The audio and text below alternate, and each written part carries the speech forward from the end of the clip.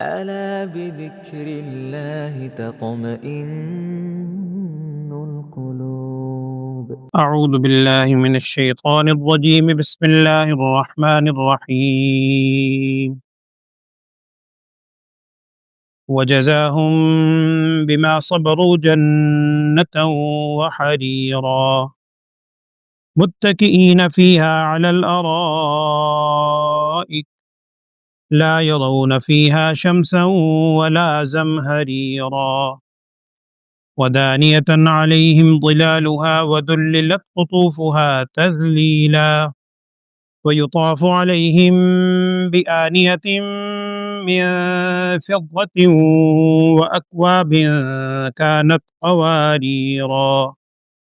قوارير من فضة قدروها تقديرا ويسقون فيها كأسا كان مزاجها زنجبيلا عينا فيها تسمى سلسبيلا ويطوف عليهم ولدان مخلدون إذا رأيتهم حسبتهم لؤلؤا منثورا وإذا رأيت ثم رأيت نعيما وملكا كبيرا عاليهم ثياب سندس خضر واستبرق وحلوا أساور من فضة وسقاهم ربهم شرابا طهورا إن هذا كان لكم جزاء وكان سعيكم مشكورا. صدق اللہ العظیم. بسم اللہ الرحمن الرحیم. سورہ دہر، یہ سورہ انسان، سورہ حل عطا نام ہے اس کے. کل اس کا آغاز ہوا تھا اور چند باتیں میں نے آپ سے اس حوالے سے عرض کی تھی سورہ دہر کے بارے میں. اور گزشتہ آیات میں اللہ جل شانہ کی طرف سے وہ اللہ کے مقرب بندے ہوں گے ابرار، ان کی صفات کا بیان تھا کہ ان کو اللہ جل شانہ کون سی نعمتیں عطا فرمائے گا. اور آخری الفاظ تھے کہ فوقاہم اللہ شر ذالک الیوم. اللہ تعالیٰ فرما رہے ہیں کہ اللہ تعالیٰ نے ان کو اس دن کے شر سے بچا لیا، اور ان کی کیفیت نظرتاً و سروراً، بڑے تر و تازہ چہرے ہوں گے اور خوشی سے چمک رہے. آج کی آیات میں بھی آخر تک انہی اہل ابرار یعنی نیک لوگوں کی کیفیت کا بیان ہے. اور کل بھی میں نے آپ سے عرض کیا تھا، بعد مفسرین نے اہل علم میں لکھا ہے کہ ابرار وہ کہلاتے ہیں کہ جو بندوں کے حقوق بھی جن کا تعلق اللہ سے ہے، اور وہ حقوق جن کا تعلق مخلوق سے ہے، اور وہ حقوق جن کا تعلق انسان کی اپنے نفس سے ہے. ان تینوں قسم کے حقوق کی ادائیگی کی کوشش کرتے ہیں. انسان کامل تو کوئی بھی نہیں ہے، کوشش کرتے ہیں ان تینوں قسم کے حقوق کی ادائیگی کے. انہیں ابرار کہا جاتا ہے عام طور پہ، جن کی صفات آپ نے کل سنی تھی، کچھ صفات آج ہیں. پہلی آیت میں بیان کیا گیا ہے وجزاہم بما صبر.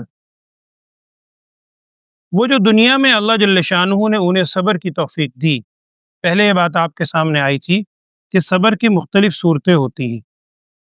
اللہ کی اطاعت کے اوپر سختی سے کاربند رہنے کی کوشش کرنا، یہ بھی صبر کہلاتا ہے. جو معاصی ہیں، گناہ ہیں، ان سے اپنے آپ کو بچانا، نفس کو گناہوں پر عمل کرنے سے اپنے آپ کو روکنا، یہ بھی صبر ہے.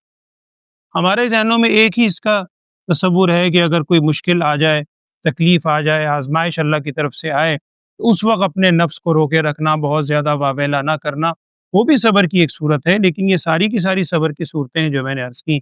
تو اللہ تعالیٰ فرما رہے ہیں وہ جو انہوں نے صبر کیا تھا دنیا میں، اس کا بدلے میں اللہ تعالیٰ ان کو عطا فرمائے گا یہ چیزیں. کیا؟ جنتاً و حریراً. ایک تو جنت عطا ہوگی، اور حریراً ریشم عطا ہوگی، یعنی ریشمی لباس. آگے اس کی تفصیل آ رہی. اور ان اہل ابرار یا اہل جنت کی کیفیت کیا ہوگی؟ متکئین فیہا علی الارائک. ارائک اریکتن کی جمع ہے، تخت کو بھی کہا جاتا ہے، بعض کہتے ہیں آرام دہ کرسیاں کہہ لیں، کچھ بھی آپ اس کا مفہوم رکھ لیں، کہ وہ تختوں کے اوپر تکیہ لگائے ہوئے بیٹھے ہوں گے. اور کیفیت کیا ہوگی؟ لا یرون فیہا شمسن ولا زمہریرن، نہ تو وہ اس جنت میں شمس تیز سورج تپش کو دیکھیں گے، اور لا زمہریرن، نہ ہی زمہریر انتہائی سخت ٹھنڈک کو دیکھیں گے، کیونکہ اگر انتہائی سخت گرمی کی کیفیت ہو وہ بھی انسان کے لیے ایک طرح سے آزمائش بن جاتی ہے۔ بہت سخت سردی ہو آج کل، جیسے آج کل کا موسم میں، ہمارے یہاں تو اتنی نہیں ہے، بعض علاقوں میں بہت زیادہ ٹھنڈک ہے، وہ بھی ایک طرح سے آزمائش ہے۔ تو وہ معتدل صورت ہوگی، نہ وہاں تیز ٹھنڈک محسوس کریں گے، نہ ہی سخت گرمی، اور لفظی معنی بھی ہو سکتے ہیں شمسن، نہ وہاں پر سورج ہوگا۔ پہلے بھی یہ بات آپ کے سامنے آئی، نبی صلی اللہ علیہ وسلم نے ارشاد فرمایا کہ سورج کو بھی بے نور کر کے، اس کی روشنی ختم کر کے جہنم میں ڈال دیا جائے گا، سورج کو۔ اور بعض اہل علم نے، مفسرین نے اس کے وجہ لکھی ہے واللہ عالم، کہ سورج کا کیا قصور جہنم میں ڈالنے کا وجہ ہے؟ ایک تو اللہ کی مخلوق ہے، اللہ بے نیاز ہے، فعال لما یرید، جو چاہتا ہے کرتا ہے، اور دوسری جگہ بھی قرآن میں وقودہ الناس والحجارہ، انسان تو ہیں، اس کا ایندھن، پتھر بھی ایندھن بنیں گے۔ اسی طرح سورج کو بھی بے نور کر کے حدیث میں آتا ہے جہنم میں ڈال دیا جائے گا۔ اس کی وجہ یہ لکھی بعد میں مفسرین نے کہ بہت سے لوگ ایسے بھی ہیں جو کہ سورج کی پرستش کرتے ہیں، سورج کو بہت بڑی قوت سمجھتے ہیں، اور یقیناً بہت بڑی طاقت ہے۔ اگر آپ یعنی اس کا مطالعہ مذاہب اگر آپ کریں تو اس کے اندر آپ کی چیز سامنے آئے گی کہ ان لوگوں نے یہی کہا تھا، اپنی عقل سے سوچا کہ یہ بڑی قوت ہے، خدا نخواستہ یہ رب ہوگا، یہ ہوگا، بلکہ قرآن میں ہی وہ الفاظ گزرے۔ حضرت ابراہیم علیہ السلام کا جو واقعہ، انہوں نے سورج کو دیکھ کے کہا تھا یہ میرا رب ہے، آخر میں آتا یہ بہت بڑا ہے، یہی رب ہوگا، پھر آخر میں اسی کے حوالے سے ساری تفصیل۔ تو اس وجہ سے سورج کو ڈال دیا جائے گا وہاں، تو سورج بھی نہیں دیکھیں گے، نہ زمہریرہ، نہ ہی سخت ٹھنڈک دیکھیں گے۔ اور کیفیت کیا ہوگی؟ ودانیۃ علیہم ظلالھا، ان کے اوپر دانیۃ علیہم ظلالھا، ظلال کہتے ہیں سائے کو، جنت کے جو پھل ہوں گے ان کے سائے ان پر جھکے ہوئے ہوں۔ یہاں بھی بعض حضرات نے سمجھانے کے لیے لکھا ہے کہ سورج تو ہوگا نہیں، پھر سایہ کس چیز کا؟ کچھ حضرات نے سمجھانے کے لیے یہاں بات لکھی ہے، سورج تو نہیں ہے، سایہ کس چیز کا؟ تو ایک تو عمومی بات یہی ہے کہ جناب صرف سورج کی روشنی تو نہیں ہوتی۔ اب اس وقت ہم دیکھ لیں رات کو بھی سایہ آپ کو نظر آتا ہے، سورج تو نہیں ہے، تو روشنی کی اور چیزیں ہیں، اللہ جانتا ہے وہ روشنی کی اور نورانیت ہوگی۔ اور بعض انسان کی کیفیت بھی ہے، خاص طور پر جو ان علاقوں میں رہنے والے ہیں، دھوپ کے علاقوں میں، زمینوں پہ کام کرنے والے، وہ سائے میں رہنے کے اتنے عادی ہوتے ہیں کہ ان کی خواہش ہوتی ہے، وہ کہتے ہیں سب سے بڑی نعمت سایہ ہے۔ تو اگر اہل جنت کے دل میں وہ خواہش پیدا ہوگی تو اللہ تعالیٰ وہ سائے والی کیفیت بھی پیدا کرے گا۔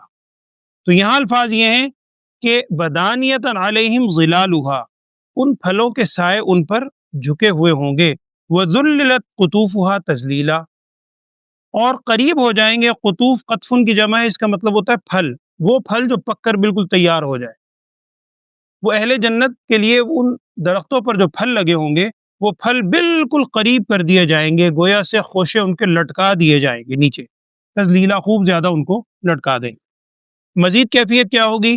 وَيُطَافُ عَلَيْهِمْ بِآنِيَةٍ، اللہ کی شان ہے، اللہ ہم سب کو نصیب کرے، آمین۔ وَيُطَافُ، اور پھیرے لگائیں گے، چکر، ہم طواف بھی اسی سے کہتے ہیں نا، چکر لگانا، وَيُطَافُ، چکر لگائیں گے ان پر، بِآنِيَةٍ، برتن لے کر ارد گرد پھر رہے ہوں گے خادم، کس چیز کے؟ من فضة وَأَكْوَابٍ كَانَتْ قَوَارِيرَ، برتن ہوں گے چاندی کے، وَأَكْوَابٍ، یہ پہلے بھی یہ لفظ گزرا ہے غالب اسی صورت میں، اور بھی کسی مقام پہ میں نے عرض کیا تھا کہ اکواب کہتے ہیں وہ برتن جس میں کوئی جس کو عام زبان میں ہینڈل وغیرہ نہ لگا ہو، جیسے کپ ہوتا ہے نا، کپ میں تو اٹھانے کے لیے ایک طرف سپیس بنی ہوتی ہے، ایک پیالہ ہوتا ہے یا گلاس کہہ لیں جس میں ایک طرف سے ہتھی وغیرہ وہ نہیں لگی ہوتی، اسے کہتے ہیں، اسی کا معنی اکواب۔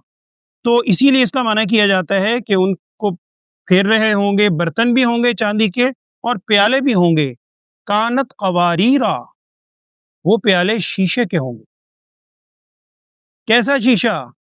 قواریر من فضہ، وہ شیشہ جو چاندی سے بنا ہوا ہے۔ اور یہاں پر بعض مفسرین نے لکھا ہے، حضرت عبداللہ ابن عباس رضی اللہ تعالیٰ عنہ کے حوالے سے، حضرت عبداللہ ابن عباس رضی اللہ عنہ فرمایا کرتے تھے کہ جنت کی جو نعمتیں ہیں ان میں سے بیشتر نعمتیں ایسی ہیں جن کی نظیر، یعنی ان جیسی ملتی جلتی نعمت اللہ نے دنیا میں رکھی ہے۔ لیکن یہ ایک ایسی نعمت ہے جس کی نظیر دنیا میں نہیں۔ دنیا کے اندر چاندی سے آپ جتنا مرضی چیز کر لیں، اس کے اندر وہ شیشے جیسی کیفیت پیدا نہیں ہوتی، اور اگر کانچ سے چیز بنائی جائے جو ہم بناتے ہیں کانچ سے، وہ ظاہری بات ہے وہ چاندی نہیں ہے۔ تو ایسی چاندی ہوگی کہ کانت قواریرا من فضہ، وہ جو برتن ہوں گے اس چاندی کے ہوں گے جو بنائے ہوں گے، اس شیشے کے ہوں گے جو بنائے گئے ہوں گے چاندی سے۔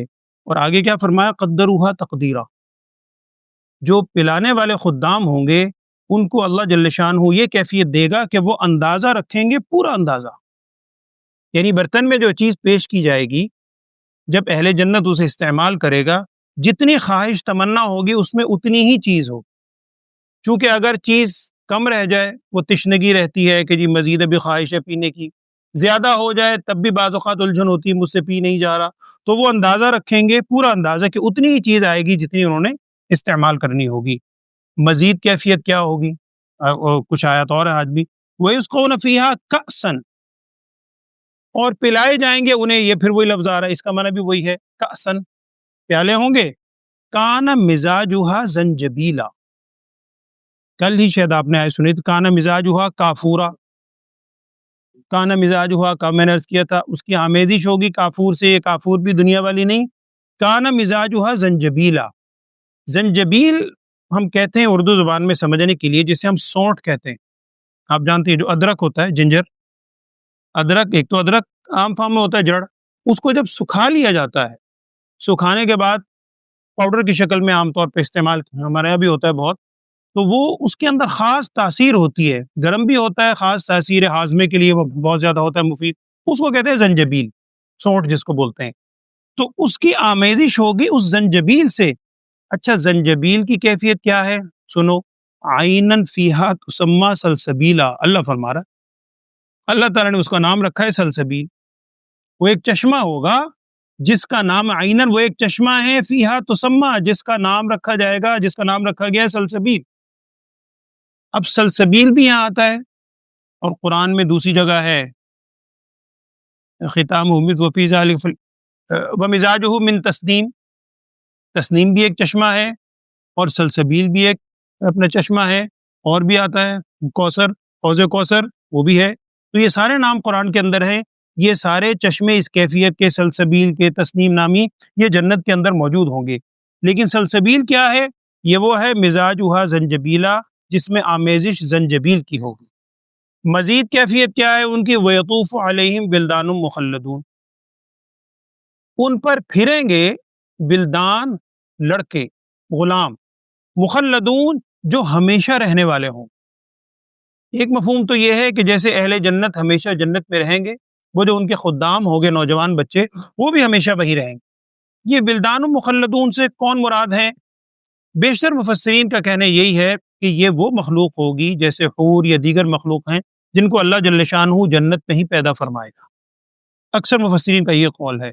بعض مفسرین کا یہ کہنا ہے کہ انسانوں کے اپنے بچے جو نابالغ، یعنی بلوغت سے پہلے جو بچے فوت ہو جاتے ہیں، یہ وہ اولاد ہوگی۔ کچھ کا کہنا یہ بھی ہے کہ کفار کے جو نابالغ بچے فوت ہو جاتے ہیں، کیونکہ جب تک وہ بالغ نہیں ہوا، وہ مکلف نہیں ہے، ان کو اللہ تعالیٰ جنت میں ہی رکھے گا، تو وہ ان کے خدام کے طور پر ہوں گے، واللہ عالم۔ قرآن میں چونکہ یہ کہا گیا بلدان مخلد، اللہ جانتا ہے جو بھی کیفیت ہوگی، یہ ان کے وہاں پر وَيَطُوفُ عَلَيْهِمْ، ان کے ارد گرد پھر رہے ہوں گے، چکر لگا رہے ہوں گے، خدام کے طور پر چیزیں پیش کر رہے ہوں گے۔ آگے فرمایا اِذَا رَأَيْتَهُمْ، جب آپ ان کو دیکھیں گے، ان خدام کو، تو حسبتہم، آپ یوں گمان کریں گے، لؤلؤا منثورا، جیسے کہ یہ بکھرے ہوئے موتی ہیں، چمکدار موتی بکھرے ہوئے، ان کی کثرت بھی ہے اس میں کہ ہر طرف وہی خدام پھر رہے ہوں گے، کوئی ادھر جا رہا ہے ادھر جا رہا ہے، اور ہمیشہ رہنے والا۔ مزید کیا کیفیت ہوگی؟ وَإِذَا رَأَيْتَ ثَمَّ رَأَيْتَ، یہ سما نہیں ہے، لفظ سما ہے، قرآن میں بہت کم آتا ہے، سما کا مطلب ہوتا ہے اس جگہ۔ وَإِذَا رَأَيْتَ ثَمَّ رَأَيْتَ، اور جب آپ دیکھیں گے اس جگہ جو بھی دیکھیں گے، یعنی اس جگہ ہر طرف جو بھی کچھ آپ دیکھیں گے جنت میں، وہ کیا نظر آئے گا؟ ایک تو نعیمن، ہر طرف نعمتیں ہی نعمتیں ہوگی، وہ ملکن کبیرن، اور بہت بڑی بادشاہت ہوگی، بہت بڑی بادشاہت ہوگی وہاں انشاءاللہ۔ عالیہم، اب ان کے ذرا لباس کے بارے میں سنیے، یہ سارا قرآن کے الفاظ ہیں۔ عالیہم، ان کے اوپر ثیاب کپڑے ہوں گے، من سندس خضر و استبرق۔ سندس کہتے ہیں وہ ریشم جو کہ بڑی باریک ہوتی ہے، باریک ریشم کو کہا جاتا ہے سندس، اور استبرق کہتے ہیں وہ ریشم جو بڑی دبیز ہوتی ہے، موٹی، اور خضر مانے سبز۔ تو ان کے اوپر وہاں پر جو لباس ہوں گے وہ باریک سبز ریشم کے بھی ہوں گے اور موٹی سبز ریشم کے بھی لباس ان کو پہنائے جائیں گے۔ بعد نے اس کا مفہوم لکھا ہے سمجھانے کے لیے واللہ عالم کہ پردے جو لٹک رہے ہوں گے وہ اس نوعیت کے ہوں گے، جب پردے ایسے ہوں گے تو لباس اللہ جانتا ہے اس سے مزید بہتر۔ بعض کہتے ہیں لباس کی کیفیت یہ ہوگی۔ اور وحلوا اساور من فضہ، اور انہیں پہنائے جائیں گے اساور، زیور، انہیں زیور پہنائے جائیں گے من فضۃ، چاندی کے۔ اور قرآن میں دوسری جگہ سونے کا بھی ذکر ہے، سونے کے زیور ہوں گے، چاندی کے زیور ہوں گے، وہ وہاں پر پہنائے جائیں گے۔ یہاں بھی چونکہ اہل جنت کا ذکر ہے اور یہاں ابرار کا ذکر چلا آ رہا ہے مردوں کا، تو اس پہ بعض حضرات نے سمجھانے کے لیے یہاں بھی بات لکھی ہے تاکہ ذہن میں ہمارے کوئی شبہ کی کیفیت نہ آئے۔ بعض اوقات انسان سوچتا ہے کہ جی دنیا میں تو یہ زیور عورتوں کے استعمال میں آتا ہے اور مردوں کے لیے زیور پہننا بڑا معیوب سمجھا جاتا ہے، بڑا عجیب سمجھا جاتا ہے، ایک اس کو لوگ اچھا بھی نہیں سمجھتے۔ تو ایک مفہوم تو یہ ہے یہ دنیا کا زیور ہے، اور دنیا میں بھی ہم صرف پوری دنیا کی بات کریں نا، مسلمانوں کی بات نہ کریں، بہت سے علاقے ہیں جہاں پر ان کے ہاں رواج ہے زیور مرد استعمال کرتے ہیں۔ نبی صلی اللہ علیہ وسلم کے اپنے دور کے اندر کسرا، قیصر و کسرا دو بڑی طاقتیں تھیں، قیصر کسرا روم اور فارس۔ وہ حدیث آپ نے سنی ہوگی کہ آپ صلی اللہ علیہ وسلم جب ہجرت فرما رہے تھے تو ایسی صورت کے اندر ہجرت کے موقع پر آپ صلی اللہ علیہ وسلم نے ارشاد فرمایا تھا ایک صحابی کو جنہوں نے آپ صلی اللہ علیہ وسلم کا تعاقب کیا تھا، سراقہ بن مالک، ان کے آپ صلی اللہ علیہ وسلم نے کیا ارشاد فرمایا تھا کہ سراقہ وہ کیا وقت ہوگا جب تمہارے ہاتھوں میں کسرا کے بادشاہ کے سونے کے کنگن دیے جائیں گے۔ تو وہ سونے کے کنگن اسے استعمال ہوتے تھے، اور آتا ہے روایت میں کہ جب ایران فتح ہوا، حضرت عمر فاروق رضی اللہ عنہ کا دور خلافت تھا، اس وقت سراقہ کو بلایا گیا بن مالک رضی اللہ تعالیٰ عنہ، ان کے ہاتھ میں وہ کچھ دیر کے لیے سونے کے کنگن دیے گئے۔ تو یہ کنگن زیورات وہاں کی بات ہے، جنت میں اہل جنت کو پہنائے جائیں گے۔ اور یہ جو لفظ ہے اس کو آپ بار بار پڑھیے اور اللہ سے ہمیشہ دعا گو بھی رہیے، بہت بڑے الفاظ ہیں۔ آپ دیکھیں اعزاز کرتے کرتے کرتے کرتے یہ تو اخیر ہی ہے گویا لفظ، قرآن کے الفاظ ہیں وَسَقَاهُمْ رَبُّهُمْ، پہلے تھا یسقونا، انہیں پلایا جائے گا پلایا جائے گا، یہاں الفاظ ہیں انہیں پلائے گا ان کا رب، رب کے ہاتھ سے۔ وہ کیا کیفیت ہوگی، کیا پلائے گا؟ شرابن طہورن، وہ پاکیزہ شراب، کیا کیفیات ہوں گی اس کی، جو وسقاہم ربہم، اس سے بڑھ کر اور کیا چیز ہو سکتی کہ ان کا رب انہیں خود پلائے گا، اعزاز اتنا بڑا ہوگا۔ شرابن طہورن، کیسی شراب؟ جو انتہائی پاکیزہ۔ اس کے اندر پاکیزگی ایک تو یہ ہے کہ جو اس کے اندر دنیا کے اندر ہم دیکھتے ہیں ہر قسم کی بدبو ہے اور عقل کو زائل کرنے والی کیفیت ہے، یہ بھی نہیں ہوگی۔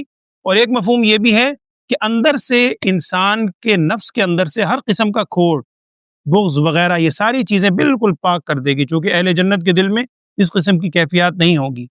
اور ایک حدیث کا مفہوم ہے، ایک صحابی نے پوچھا تھا غالباً کہ یا رسول اللہ صلی اللہ علیہ وسلم جب اتنی نعمتیں استعمال کرے گا وہاں بندہ تو وہاں پر بول و براز ہوگا، یعنی واش روم کی حاجت ہوگی، انسان جائے گا تو ظاہری بات ہے وہاں تو اسمیل ہوگی، گندگی ہوگی۔ ایک صاحب نے سوال کیا، نبی صلی اللہ علیہ وسلم نے ارشاد فرمایا کہ نہیں، یہ نہیں ہوگا۔ پوچھا گیا جی یہ تو پھر انسان ایک دن نہ جائے تو اللہ معاف فرمائے عجیب کیفیت ہوتی ہے۔ نبی صلی اللہ علیہ وسلم نے ارشاد فرمایا جس کا مفہوم ہے کہ وہاں انسان کو ایک تو پسینہ آئے گا خوشبودار، اور ایک ڈکار آئے گی خوشبودار، اس پسینے اور ڈکار سے اللہ سارا کچھ ہضم کروا دے اہل جنت کے لیے۔ چونکہ اہل جنت کی کیفیات کو آپ یہاں دنیا پر قیاس نہیں کر سکتے، میں نے عرض کیا، آپ سب نے فرمایا تھا وہ ایسی نعمتیں ہیں نہ کسی آنکھ نے دیکھی نہ کسی کان نے سنی، یہ تو چلے ہے نہ کسی کے دل میں اس کا خیال آیا، تو ہم صرف سمجھانے کے لیے اس کی تمثیل دے سکتے ہیں۔ تو یہ کیفیات وہاں ہوگی۔ اور آخری آیت کیا ہے؟ ان ھذا لکم جزاء، یہ ہے تمہارے لیے بدلہ، یہ بدلہ ہے تمہارے ان تمام اعمال کا۔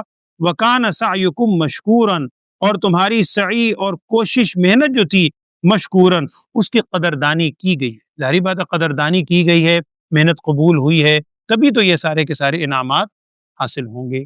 ابھی ہم دنیا میں ہیں، انسان یہ سب چیزیں حاصل کر سکتا ہے۔ اللہ تعالی ہم سب کو نصیب فرمائے، اللہم آمین۔ ترجمہ سن لیجیے۔ اعوذ باللہ من الشیطان الرجیم، بسم اللہ الرحمن الرحیم۔ وَجَزَاهُمْ بِمَا صَبَرُوا جَنَّةً وَحَرِيرًا، اور ان کا بدلہ ہے اس وجہ سے جو انہوں نے صبر کیا، جو انہوں نے اتنے صبر کیے دنیا میں، تکالیف پر، اطاعت پر، اللہ تعالیٰ کی نافرمانی سے بچنے پر، یہ سب کچھ ان کے بدلے کے طور پر ہے۔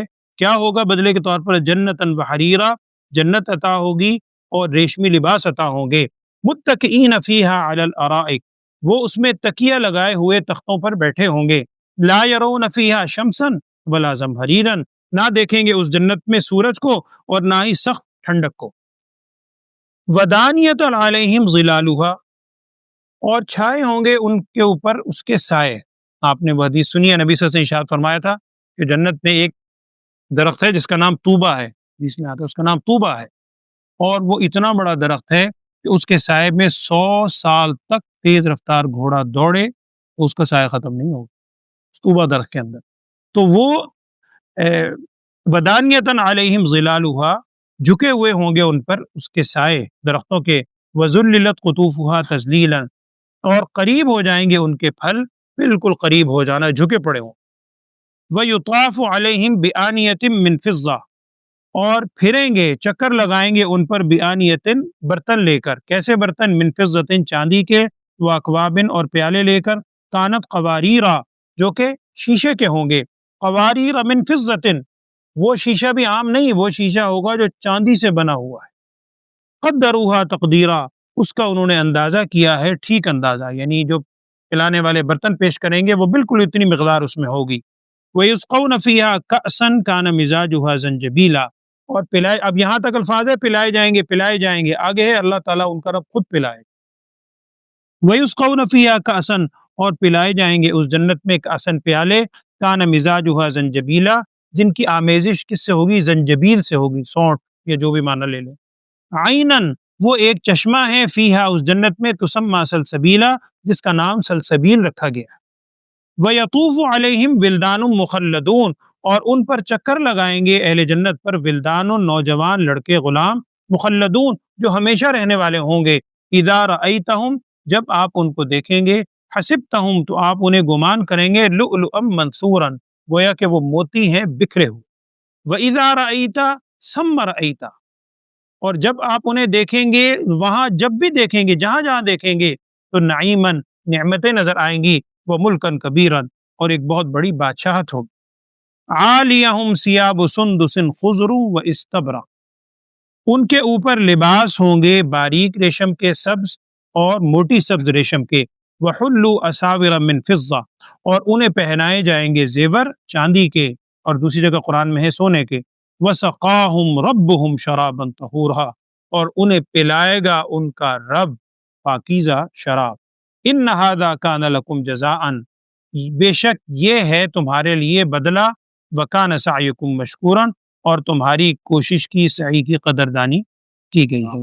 اللہ ہمیں بھی کوشش کرنے کی توفیق عطا فرمائے۔ کوشش کا انسان مکلف ہے، اسی پر انسان کی پھر جزا اور سزا ہو۔ الحمدللہ رب العالمین، اللہم صلی علی سیدنا و مولانا محمد وعلی آل سیدنا و مولانا محمد وبارک وسلم ثم صلی علیہ۔ یا اللہ ہم سب کے گناہوں کو معاف فرما، لغزشات سے درگزر فرما۔ اہل جنت کی، اہل ابرار کی جو صفات ہم نے پڑھی اور سنی ہیں، ہم سب کو ان پر عمل کرنے کی توفیق عطا فرما۔ محض اپنے فضل و کرم سے یا اللہ ہمیں صراط مستقیم پہ چلنے کی توفیق عطا فرما۔ ہر معاملے میں، ہر عمل میں نبی صلی اللہ علیہ وسلم کی سچی محبت اور کامل تابعداری ہم سب کو نصیب فرما۔ نفسانی خواہشات سے کے مکر و فریب سے، شیطان کے مکر و فریب سے ہم سب کو محفوظ فرما۔ ہم سب کو ایک دوسرے کے حقوق و فرائض کی ادائیگی کی توفیق عطا فرما۔ جتنے لوگ بیمار ہیں تو جانتا ہے، تمام بیماروں کو صحت، عافیت، سلامتی والی زندگی عطا فرما۔ ہر قسم کی آزمائش، آفات و بلیات سے ہم سب کو محفوظ فرما۔ وصلی اللہ تعالی علی خیر خلقہ سیدنا و مولانا محمد وعلى آله وأصحابه أجمعين آمين برحمتك يا أرحم الراحمين.